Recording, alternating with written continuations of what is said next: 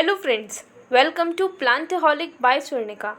और अपने cell chapter को आगे कंटिन्यू करते हुए हम आज स्टडी करेंगे एक सेल ऑर्गेनेल को जिसका नाम है mitochondria, the power house of the cell. Yes, we are today going to study the mitochondria which is also known as the power house of the cell because वो ATP synthesis करता है। ATP जो हमारी energy currency है which is called the energy currency of the cell. ATP molecules का formation करता है जिनसे हमें एनर्जी मिलती है। तो उसी सेल ऑर्गेनल माइटोकॉन्ड्रिया को हम स्टडी करेंगे, क्या पार्ट्स होते हैं उसके, किस तरीके से वो फंक्शन करता है। तो before starting the video let's start it with a goal, with a good thought. Setting goals is the first step into turning the invisible into the visible. देखिए, जो हम अब ड्रीम्स देखते हैं वो विजिबल नहीं होते, वो इनविजिबल होते हैं, यानी कि वो हमें दिखाई नहीं देते, बस हमारी सोच में होते हैं वो कि ऐसा ऐसा हम करेंगे, ऐसा ऐसा हमारे साथ होगा और हम करेंगे। तो ये सारी जो चीज़ें हम सोचते हैं जो अभी हमारे लिए इनविजिबल हैं और उनको अगर हम विजिबल करना चाहते हैं, वाकई में हम उनको अपनी ज़िंदगी की हकीकत बनाना चाहते हैं, तो उसके लिए हमें गोल्स सेट करने पड़ेंगे। और ये सबसे पहला स्टेप होगा गोल सेट करना। ये सबसे पहला स्टेप होता है किसी भी इनविजिबल चीज़ को विजिबल में बदलने का। टोनी रॉबिन्स का ये थॉट है। सो let's move on. Mitochondria, energy transducer, transform static energy of food into kinetic energy. अगर आपने ट्रांसड्यूसर वर्ड का मतलब सुना हो तो ट्रांसड्यूसर का मतलब होता है, ट्रांसड्यूसर एक ऐसा डिवाइस होता है जो एक एनर्जी की फॉर्म को दूसरी एनर्जी की फॉर्म में कन्वर्ट करता है। ये ट्रांसड्यूसर हम पढ़ते हैं कम्युनिकेशंस, जब हम चैप्टर स्टडी करते हैं फिजिक्स में तो कम्युनिकेशन चैप्टर्स में ट्रांसड्यूसर आता है। तो एक टाइप की ऐसी डिवाइस होता है जो कि एक एनर्जी की एक फॉर्म को दूसरी फॉर्म में चेंज करता है। तो ये जो माइटोकॉन्ड्रिया होते हैं they are called energy transducer. ये भी एक एनर्जी ट्रांसड्यूसर का काम करते हैं। ये क्या करते हैं, जो स्टैटिक एनर्जी हमारे फूड में होती है उसको काइनेटिक एनर्जी में चेंज करते हैं। अब हमारे फूड में कार्बोहाइड्रेट्स होते हैं, फैट्स होते हैं, प्रोटीन्स होते हैं, तो जितनी भी हमारी जो एनर्जी है वो स्टैटिक फॉर्म में है। हमारी बॉडी उसको डायरेक्टली यूज़ नहीं कर सकती। हमने खाना खाया, हमने फूड कंज्यूम किया, हमने जो भी फूड मटेरियल कंज्यूम किया उसमें से जो एनर्जी है उसके अंदर वो स्टैटिक फॉर्म में, उसको एज इट इज़ हमारी बॉडी यूज़ नहीं कर सकती। हमारी बॉडी यूज़ नहीं कर सकती, प्लांट्स की बॉडी यूज़ नहीं कर सकती, किसी भी ऑर्गेनिज्म की बॉडी यूज़ नहीं कर सकती। सो दैट्स वाई जितने भी यूकैरियोट्स होते हैं उनके अंदर माइटोकॉन्ड्रिया प्रेजेंट होते हैं जो फूड की स्टैटिक एनर्जी को काइनेटिक एनर्जी में चेंज करते हैं। अब जैसे कि ग्लूकोज है और कार्बोहाइड्रेट्स जो ग्लूकोज में कन्वर्ट हुए, प्रोटीन सिंपल फॉर्म में कन्वर्ट हुए, अमीनो एसिड्स में कन्वर्ट हुए, तो जितने भी फूड मटेरियल्स होते हैं वो पहले डाइजेस्ट होते हैं, उनका ब्रेक डाउन होता है, डाइजेशन होता है, एब्जॉर्प्शन होता है, एसिमिलेशन होता है। और इसी प्रोसेस में क्या होता है, एनर्जी कैसे फॉर्म होती है, क्योंकि जो माइटोकॉन्ड्रिया होते हैं वो फूड की स्टैटिक एनर्जी को काइनेटिक एनर्जी यानी कि एटीपी मॉलिक्यूल्स में चेंज कर उसे अपने अंदर स्टोर कर लेते हैं। और जब भी हम कोई एक्टिविटी करते हैं, फिज़िकल एक्टिविटी करते हैं या हमारी लाइफ, हमें एनर्जी तो हमेशा चाहिए अपनी लाइफ को सस्टेन करने के लिए, वी ऑलवेज नीड एनर्जी। तब वो ये जो एनर्जी है ये हमें मिलती है from mitochondria. Present in eukaryotes except RBCs of mammals and sieve tubes of phloem. तो जितने भी यूकैरियोट्स होते हैं उन सबके अंदर माइटोकॉन्ड्रिया पाए जाते हैं, प्रोकैरियोट्स के अंदर नहीं पाए जाते। प्रोकैरियोट्स के अंदर तो कोई भी मेम्ब्रेन बाउंड सेल ऑर्गेनल नहीं पाई जाती, तो प्रोकैरियोट्स के अंदर माइटोकॉन्ड्रिया भी नहीं पाया जाता। जो मैमल्स होते हैं उनकी आरबीसीज में भी ये एब्सेंट होते हैं। And at the same time जो फ्लोएम होता है उस फ्लोएम के सीव ट्यूब्स में, फ्लोएम का एलिमेंट है सीव ट्यूब्स, उसमें एब्सेंट होता है। जैसे आपको पता होगा जो सीव ट्यूब है वो हमेशा कंपेनियन सेल के साथ जुड़ा होता है। सीव ट्यूब को जो भी चाहिए होता है वो कंपेनियन सेल से लेता है। यहाँ तक कि सीव ट्यूब के पास अपना न्यूक्लियस भी नहीं होता, वो अपना ओवरऑल पूरे सारे काम के लिए किस पर डिपेंड होता है, कंपेनियन सेल पर। वो कंपेनियन सेल इसका साथी होता है, दैट्स वाई उसे कंपेनियन सेल कहते हैं। और इसे सीव ट्यूब इसलिए कहते हैं क्योंकि इसके अंदर सीव प्लेट्स पाई जाती हैं। सीव बेसिकली मीन्स छलनी, जो छलनी होती है, जो स्ट्रेनर होता है उसका मतलब सीव होता है। तो this is phloem discovered by Fleming's. इसको माइटोकॉन्ड्रिया को किसने डिस्कवर्ड किया था, फ्लेमिंग नाम के साइंटिस्ट ने डिस्कवर्ड किया था। ये एक जनरल फैक्ट है which can be asked any time in an examination, who discovered the mitochondria. So mitochondria were discovered by Fleming, but he was not the first to notice the mitochondria. सबसे पहले mitochondria को notice किया था कॉलिकर नाम के scientist ने in the striated muscles of insects. जो insects होते हैं उनके स्टीरिएटेड मसल्स में। तो एक डाई होती है जेनस ग्रीन, डाई का नाम है ये। जब माइटोकॉन्ड्रिया को देखना होता है अंडर द माइक्रोस्कोप, अगर आपको माइटोकॉन्ड्रिया को ऑब्जर्व करना है तो आपको जेनस डाई का यूज़, जेनस ग्रीन जो डाई होती है इसका यूज़ करना पड़ेगा माइटोकॉन्ड्रिया को ऑब्जर्व करने के लिए। माइक्रोस्टीरियसिस एन एल्गा वन माइटोकॉन्ड्रिया, इस लाइन का क्या मतलब है? माइक्रोस्टेरियसिस एक एल्गा है जिसके अंदर सिर्फ और सिर्फ एक माइटोकॉन्ड्रिया पाया जाता है। मतलब मैं आपको ये बताना चाहती हूँ कि माइटोकॉन्ड्रिया की वेरिएबिलिटी कितनी है इन टर्म्स ऑफ नंबर। कुछ ऑर्गेनिजम्स ऐसे हैं, यानी कि कुछ सेल्स ऐसे हैं जिनमें माइटोकॉन्ड्रिया बहुत कम पाए जाते हैं और कुछ ऐसे हैं जिनमें बहुत ज़्यादा पाए जाते हैं। जैसे माइक्रोस्टीरियस एल्गा है, इसके अंदर सिर्फ एक माइटोकॉन्ड्रिया पाया जाता है और ये इसकी पिक्चर है, आप देख सकते हैं। It's looking so beautiful actually. तो ये इसकी पिक्चर है। पिक्चर्स देखने से ही होता है आपको याद ज़्यादा रहता है। Sea urchin is also an organism found in the sea. इसके अंदर अगर आप देखेंगे ना माइटोकॉन्ड्रिया का नंबर, यू विल बी शॉक्ड। इसके अंदर 1,40,000 to 1,50,000 माइटोकॉन्ड्रिया पाए जाते हैं पर सेल, एक सेल में। ये देखिए इस ऑर्गेनिज्म को देखिए कितना ज़्यादा ब्यूटीफुल और इसके अंदर कितने ज़्यादा माइटोकॉन्ड्रिया पाए जाते हैं। माइटोकॉन्ड्रिया ज़्यादा मतलब एनर्जी की नीड भी ज़्यादा होगी। All mitochondria of a cell are called chondriosome. जो एक सेल के अंदर पाए जाने वाले जितने भी माइटोकॉन्ड्रिया होते हैं, क्योंकि वो एक भी हो सकते हैं, एक से ज़्यादा भी हो सकते हैं, और जैसे हमने अभी सी उर्चिन के केस में देखा कितने ज़्यादा हो सकते हैं। तो जितने भी माइटोकॉन्ड्रिया होते हैं एक सेल के, उनको कलेक्टिवली बोला जाता है कॉन्ड्रियोजोम। कॉन्ड्रियोजोम उनको कलेक्टिवली टर्म दिया गया है। Mitochondria of muscle cells are called sarcosome. तो जो माइटोकॉन्ड्रिया मसल सेल्स में पाए जाते हैं उनको कहते हैं सेक्रोसोम। अब बात आती है माइटोकॉन्ड्रिया के स्ट्रक्चर की। इसके पास 2 मेम्ब्रेन्स होती हैं, एक होती है आउटर मेम्ब्रेन और एक होती है inner membrane. One is outer membrane and second is inner membrane. तो जो आउटर मेम्ब्रेन होती है वो कंटिन्यूस होती है, परमिएबल होती है, इट हैज़ पोरेंस। अब परमिएबल है वो, ये बात तो समझ में आती है, कंटिन्यूस है ये भी समझ में आती है। पोरेंस क्या होते हैं? Porins are integral proteins, integral proteins होते हैं। और अगर आपको नहीं पता है what are integral proteins, so go and check the video of plasma membrane. Plasma membrane के स्ट्रक्चर में हमने समझा था कि व्हाट आर पोरेंस, आपको प्लेलिस्ट में मिल जाएगी with the name of cell membrane. तो अब ये आउटर मेम्ब्रेन की बात हो गई, इसका कोई इतना खासा रोल नहीं है। इनर मेम्ब्रेन को समझते हैं। तो इनर मेम्ब्रेन जो होती है फोल्डेड होती है, इट इज़ फोल्डेड। अब अंदर की साइड, इनसाइड मेम्ब्रेन के अंदर की साइड ये फोल्ड होती है इस तरीके से। मैं आपको ड्रॉ करके दिखा देती हूँ।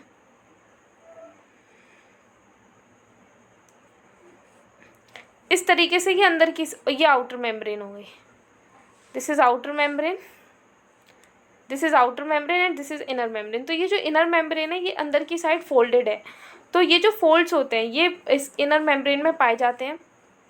इन animals these folds are known as cristae and in plants these are known as tubuli or microvilli, and it is highly permeable, so it needs special transporters for ion transport. ये highly permeable होती है और highly permeable होने के साथ साथ इसको special transporters की ज़रूरत पड़ती है, यानी कि स्पेशल प्रोटीन्स की ज़रूरत पड़ती है जो ट्रांसपोर्टर्स का काम कर सकें और आयंस को ट्रांसपोर्ट कर सकें। The space between the outer and the inner chamber is called mitochondrial space. अभी जैसे मैंने वो डायग्राम बनाया था तो उसमें आप समझ सकते हैं कि जो आउटर मेम्ब्रेन होती है और जो इनर मेम्ब्रेन होती है उसके बीच में कुछ ना कुछ गैप तो ज़रूर होता है, कुछ ना कुछ स्पेस तो ज़रूर होता है। दैट स्पेस इज कॉल्ड पर माइटोकॉन्ड्रियल स्पेस। ये देखिए अब सारी चीज़ों को बड़े अच्छे तरीके से समझते हैं। You can see that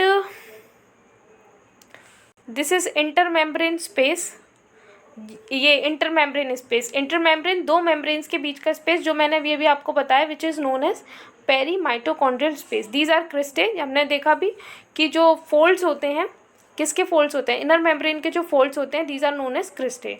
and this is inter membrane space again, this is outer membrane and this is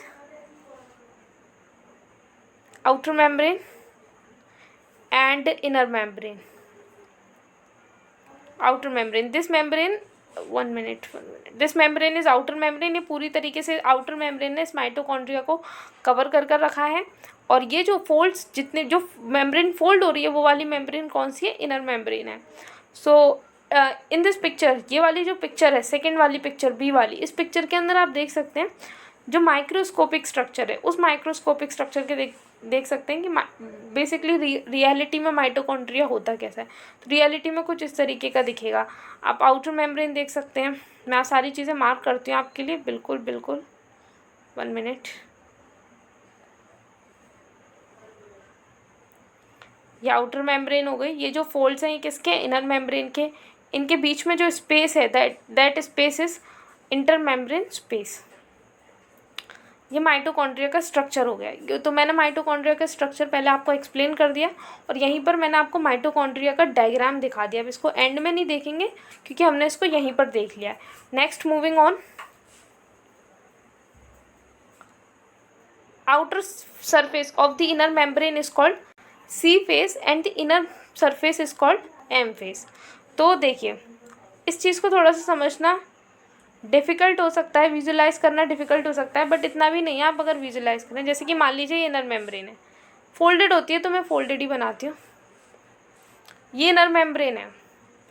अब ये वाला जो फेस है ना, इसका जो आउटर फेस है, the outer face of the inner membrane, जो आउटर फेस होता है इनर मेम्ब्रेन का उसको कहते हैं C face, it is called C face. और ये जो अंदर वाला फेस होता है ना, it is called M face. So the outer face of the inner membrane is called C phase and the inner face is called M phase. M phase has numerous tennis racket shaped microparticles of 70 to 100 angstrom. ये angstrom है, आप इसको A not में समझिएगा, it is angstrom which is 10 की power minus 10 to the power minus 10 long particles होते हैं जिनको बोलते हैं F1 पार्टिकल्स और ऑक्सीजोम्स और फर्नांडिस मोरैन यूनिट्स, फर्नांडिस मोरैन सब यूनिट्स। तो जो एम फेस होता है, अभी मैंने आपको एम फेस और सी फेस बताया कि जो इनर मेम्ब्रेन है उसका जो आउटर फेस है it is called C face और जो इनर फेस है उसको एम फेस कहते हैं। एम फेस इसको इसलिए कहते हैं क्योंकि वो मैट्रिक्स को फेस कर रहा होता है। तो जो स्पेस है, जो इनर मेम्ब्रेन जो है वो अंदर किससे भरी हुई है, इनर मेम्ब्रेन के जो फोल्ड्स हैं उसके अंदर क्या भरा हुआ है, उसके अंदर मैट्रिक्स भरी हुई है। तो जो एम फेस होता है उस एम फेस के अंदर कई सारे न्यूमरस टेनिस रैकेट शेप, जैसे टेनिस का रैकेट होता है, आपने देखा ही होगा, उसके शेप के माइक्रो पार्टिकल्स होते हैं। उनका साइज़ होता है लगभग 70 to 100 एंगस्ट्रोम। उन पार्टिकल्स को कहते हैं F1 particles.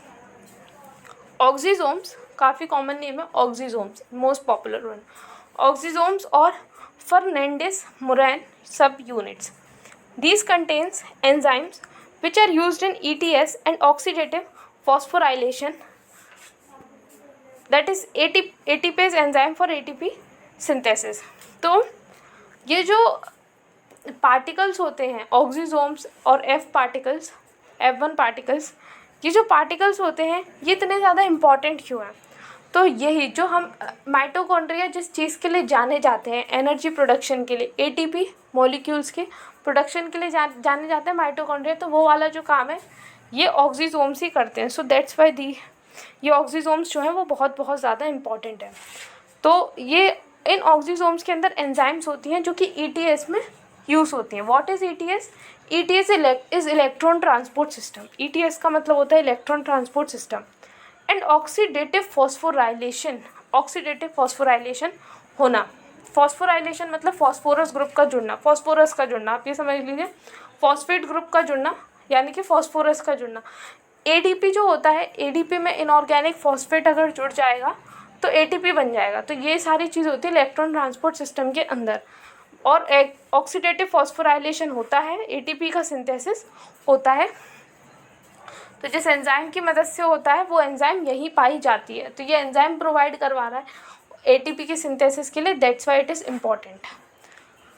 It is divided into following parts. तो इसको भी, ये जो ऑक्सीजोम्स जो होते हैं, F1 पार्टिकल्स होते हैं, इनको भी स्ट्रक्चर में डिवाइड किया जा सकता है।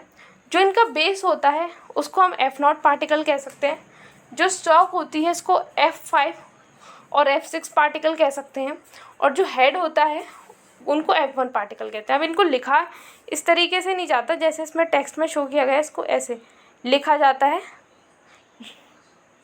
सबस्क्रिप्ट में। ये जो नंबर्स हैं ये सबस्क्रिप्ट में लिखे जाते हैं इस तरीके से, ठीक है, अल्फ़ाबेट के नीचे, बराबरी में नहीं लिखे जाते। अब बात आती है इसके डायग्राम की कि इनर मेम्ब्रेन के अंदर ये किस तरीके से प्रेजेंट है। तो वो डायग्राम मुझे आपको ड्रॉ करके बताना पड़ेगा। मैं उस डायग्राम को ड्रॉ करती हूँ। So here you can see the diagram which is showing you the F1 particles. So this is the outer membrane which I have drawn. I think I should change the color for distinction. So this is the, अच्छा नहीं लग रहा purple colour, yellow ठीक है ना? बता दो कैसा लग रहा है येलो, कमेंट कर दो कौन सा कलर अच्छा है।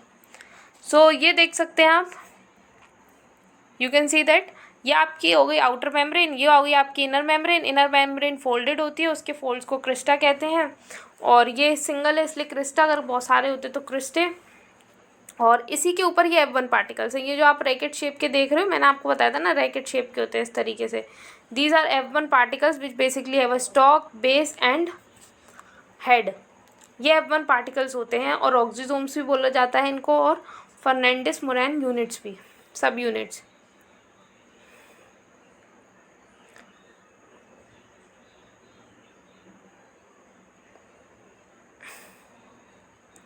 Matrix contains enzymes of protein synthesis, fat synthesis and Krebs cycle, ribosome 70S, DNA, riboflavin, Mg2 positive, Ca2 positive and RNA। तो मैंने आपको बताया था कि जो स्पेस हो, मतलब जो इनर मेम्ब्रेन होती है वो अंदर किस, इनर मेम्ब्रेन के अंदर क्या फील्ड होता है, मतलब जो स्पेस, जिस स्पेस को वो एनक्लोज कर रही है, इनर मेम्ब्रेन जिस स्पेस को एनक्लोज कर रही है उस स्पेस के अंदर होती है, उस स्पेस के अंदर मैट्रिक्स होता है। उस मैट्रिक्स के अंदर एंजाइम्स होती हैं प्रोटीन सिंथेसिस के लिए। जिन एंजाइम्स की मदद से प्रोटीन सिंथेसिस हो सकता है वो एंजाइम्स वहाँ पाई जाती हैं। फैट के सिंथेसिस के लिए जो एंजाइम्स हो सकती हैं वो एंजाइम्स पाई जाती हैं। क्रेब्स साइकिल जो होती है उस क्रेब्स साइकिल्स के एंजाइम्स वहाँ पर पाई जाती हैं। And ribosomes of 70S unit, 70S unit के जो राइबोसोम्स हैं वो पाए जाते हैं। और आपको पता होगा कि जो 70S जो राइबोसोम होता है उसकी 2 सब यूनिट्स होती हैं। देयर आर 2 सब units of the 70S ribosome, 40S and not 40S, 50S and 30S। तो जो 70S राइबोसोम होता है ये 50S और 30S 2 सब यूनिट से मिलकर बना होता है। अब आप ये मत समझ लें कि 50 + 30 तो 80 हो गया, पर इनकी जो सब यूनिट है, मतलब जो राइबोसोम है वो तो 70S का है, तो 70S वाला राइबोसोम है वो जो सब यूनिट्स जो है उसकी वो 30S एंड 50S कैसे है। Larger unit is 50S and the smaller unit is 30S। तो राइबोसोम्स कंटिन्यू करिए सीरीज़ को, राइबोसोम्स का जब पार्ट आएगा तब मैं आपको बहुत अच्छे से एक्सप्लेन करूँगी कि why we see this difference. तो let's come to the matrix. Matrix के अंदर DNA होता है, तो ये बात भी आपको यहाँ पर ध्यान देनी है। DNA भी होता है, RNA भी होता है, और ये बात राइबोसोम्स भी होते हैं। ये बात आपको यहाँ पर बहुत ज़्यादा ध्यान देनी है कि माइटोकॉन्ड्रिया एक ऐसी ऑर्गेनेल है जिसके अंदर क्या पाए जा रहे हैं, न्यूक्लिक एसिड्स पाए जा रहे हैं, राइबोसोम्स पाए जा रहे हैं, यानी कि, और इसके अंदर अगर न्यूक्लिक एसिड्स हैं तो ये DNA सिंथेसिस, मतलब वो प्रोटीन सिंथेसिस कर सकती है, प्रोटीन्स बना सकती है, अपनी मर्ज़ी से चल सकती है, इसे किसी से परमिशन लेने की ज़रूरत नहीं है। और ऐसा ही होता भी है, ये अपनी मर्ज़ी से चलती है। उसके साथ साथ राइबोफ्लेविन इसके अंदर प्रेजेंट होता है, Mg2 positive and Ca2 positive ions present होते हैं। Mitochondrial inheritance. अब इस माइटोकॉन्ड्रियल इनहेरिटेंस का मतलब क्या है? माइटोकॉन्ड्रियल इनहेरिटेंस का मतलब है कि जैसे कि हमारा जो DNA होता है, cellular DNA, I am talking about the cellular DNA, जो कि हमारा उसमें पाया जाता है, न्यूक्लियस में जो DNA पाया जाता है, न्यूक्लियर DNA, जो न्यूक्लियर DNA होता है, और वो क्या करता है, इनहेरिटेंस का काम करता है। हमारे कैरेक्टर्स इनहेरिट होते हैं, पेरेंट्स के कैरेक्टर ऑफस्प्रिंग के अंदर इनहेरिट होते हैं। हम अपने कैरेक्टर्स हमें कहाँ से मिले, पेरेंट्स से मिले।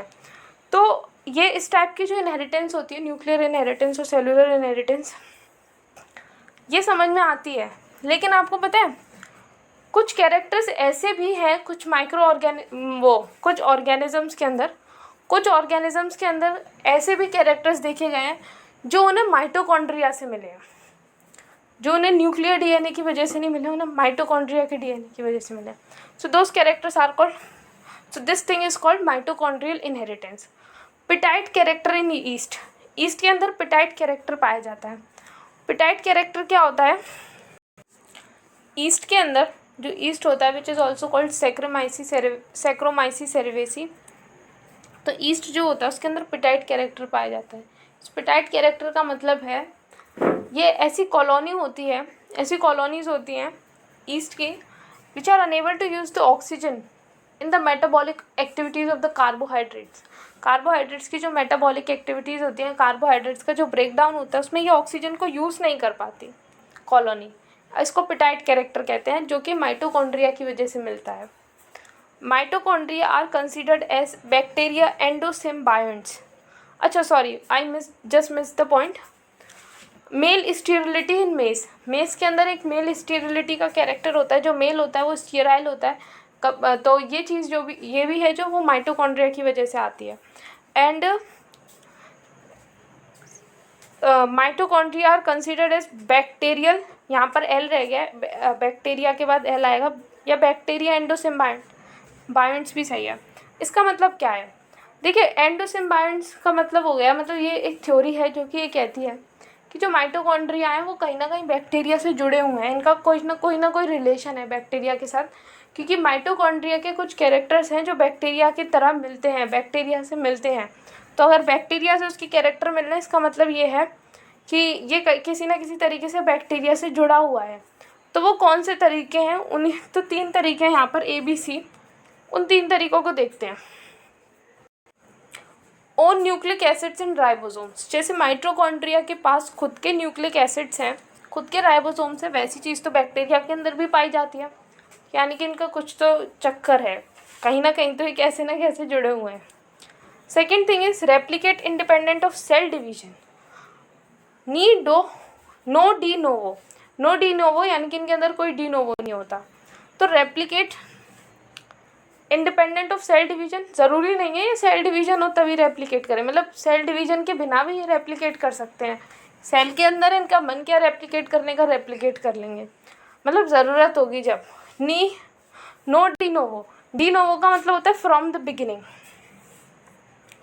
पोरेंस in outer membrane, porins in outer membrane, अब जो आउटर मेम्ब्रेन है, मैंने आपको आउटर मेम्ब्रेन बताया था, तो बताया था कि उसमें पोरेंस पाए जाते हैं, और ये चीज़ बैक्टीरिया में भी होती है। तो these are 3 characters A, B and C which justifies the fact that bacteria और माइटोकॉन्ड्रिया के अंदर एंडोसिम्बायोट्स है। ये कहीं ना कहीं कैसे किसी एक दूसरे से जुड़े हुए हैं, ये एक थ्योरी है। And functions, what are the functions? तो साइटोप्लाज्मिक इनहेरिटेंस मतलब जिस तरीके से माइटोकॉन्ड्रिया अपने कैरेक्टर्स को इनहेरिट करता है उसको साइटोप्लाज्मिक इनहेरिटेंस बोलते हैं। देन सिंथेसिस ऑफ मायोग्लोबिन का जो सिंथेसिस होता है,